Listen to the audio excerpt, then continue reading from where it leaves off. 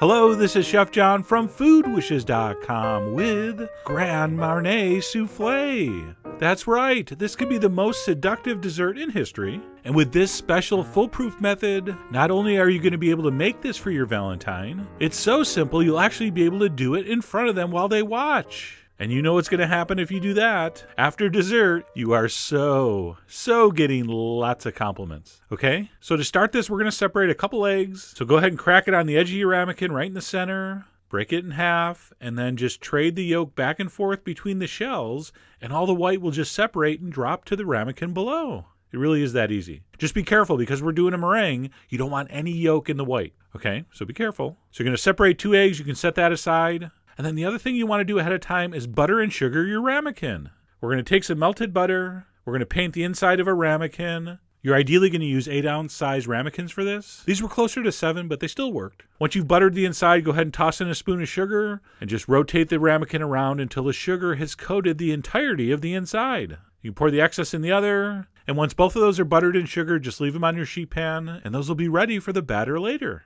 Speaking of which, let's start the batter. And if you've always been scared of making soufflés, you're going to be shocked how simple this is. So in a small pan over medium-low heat, we're going to put some melted butter and some flour. We're going to take our freakishly small wooden spoon and start stirring that together. We're basically making a little roux. And we're just going to cook that over medium-low for about 2 minutes until it looks something like that. At that point, we're going to dump in some cold milk. All right, give it a stir. And if you're tempted to switch to a whisk here, do not. Stick with a wooden spoon or a spatula, because what's going to happen, this is really going to thicken up and it will stick inside your whisk. It might not look great at the beginning, but it will smooth out. Don't worry. Just keep stirring. And eventually when that heats through, it's going to thicken up significantly and kind of pull away from the pan like that. And that's all you need to do. That's done. That's ready. Stop. Turn off the heat. Transfer that into a mixing bowl. And we will start to add the rest of the magical ingredients. The first of which, freshly grated orange zest. All right, accept no substitutes. And then, of course, we need some of this. The star of the show, Grand Marnier.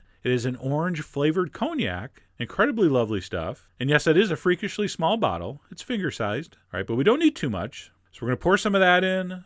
We're going to take our spatula, and we're going to mix that thoroughly. And again, stay away from the whisks here. Even though it takes an extra minute, use your spatula. Mix that until smooth. At that point, you're going to dump in your 2 reserved egg yolks.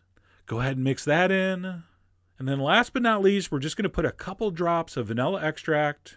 And that's it. Believe it or not, the base of our souffle is done. All it needs now to achieve liftoff is egg whites. So we're going to make a little meringue here. So go ahead and dump your 2 egg whites into a very clean, large bowl.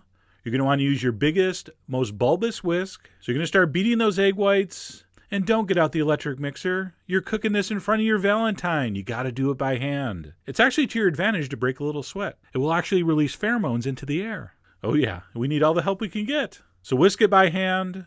And all we're trying to do is get it to this stage. It thickens enough where the drips off the whisk stay on the surface for like a half second. See that? So no peaks yet, but it is thickening significantly. At that point, we're going to put in half the sugar, sprinkle it in. We're going to whisk that until it starts to thicken and get glossy. And those little ribbons of white that fall off the whisk are going to stay on the surface for maybe a second or two. All right, it's going to look like that. All right, you see that? At that point, you can dump in the rest of the sugar.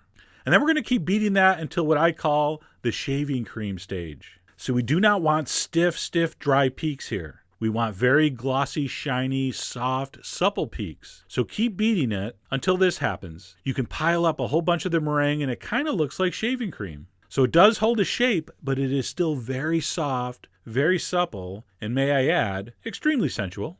So when that meringue is to the shaving cream stage, we're going to go ahead and put half into our mixture. We're going to fold that in, although I'm not being too gentle with this first half. We're basically just lightening the batter. So go ahead and stir it in, fold it in. Do not worry about being too rough. And once that first half is mixed in, go ahead and dump in the rest of it.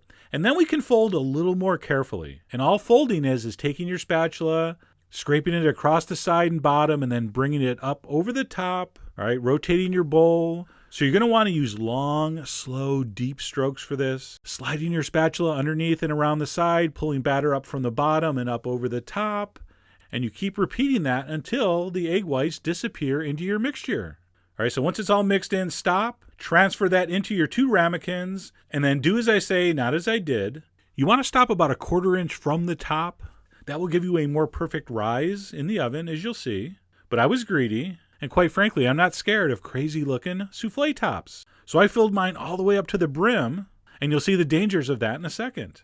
At that point, you're going to place those in the center of a preheated 400-degree oven for exactly 16 minutes, or until they look like this. By the way, make sure your Valentine is in the kitchen when you're doing this. You do not want to miss hearing all those involuntary sounds of pleasure as you pull this out of the oven. And right here, you can see why you don't fill them all the way up. Part of it will invariably attach to the edge as it rises, and it won't rise straight up. So that's what's going to happen if you overfill. Of course, a lot of people think, and I'm one of them, that looks really cool too. But if you do want the perfect, straight, flat tops, just don't fill so high. And then, unlike most desserts we do here, do not let this cool. Put it right onto a plate. You want to line the plate with some kind of napkin like I did. By the way, you guys making this for your ladies, try to find doilies. Women love the doilies. I think they consider it a type of plate lingerie. All right, but a napkin will work. We're going to finish it off with some powdered sugar because it looks cool. And that is done. Grand Marnier souffle. And if you do make that in front of your Valentine, they really, really should be impressed. And if they're not, quite frankly, you're with the wrong Valentine. Now, as far as eating this, you can just dig right in. Not a problem. Just like that. It is amazing. Warm, moist, fragrant. Just incredible. If you've never eaten a souffle, the texture is hard to describe, but ethereal comes to mind. So you could eat it that way, but you're not going to. You're going to do this. You're going to take a spoon. You're going to plunge it down into the center to prepare the opening, which you're going to fill with creme anglaise sauce. And I'll tell you how to make that on the blog post. I will be doing a video for that, but you don't even really need a video. It's super simple. So check the blog post for that. You're going to pour some of that cold sauce in the center, and then you really do have something spectacular. The contrast of that cold, creamy sauce and that hot, fragrant orange sponge is just unbelievable. Almost literally impossible to describe.